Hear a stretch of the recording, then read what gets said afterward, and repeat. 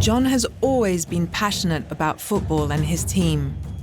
From the very first time he stepped into a stadium, he was hooked, and from then on, football became an important part of his life. He considers himself to be a passionate fan, and every day, he spends a considerable amount of time reading and discussing the news and developments of his team.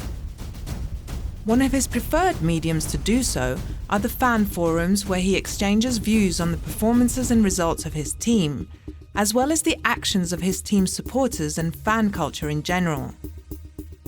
The latter progressively became a matter of great interest to him, and he greatly invested himself in forum threads and what makes a true fan of the team.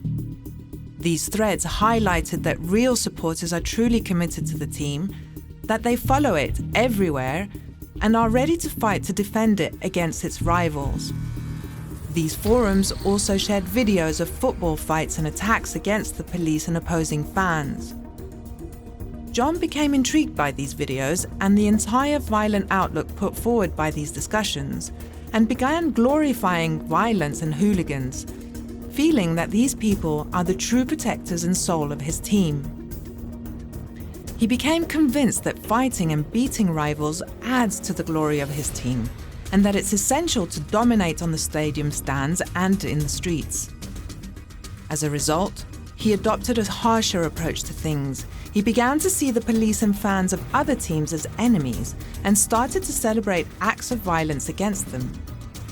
He also began imitating the style and way of thinking of the most violent members of his team, and tried to get closer to them, join them, and prove to them that he was one of them, a brother-in-arms that is ready to fight by their side for the pride and history of their team.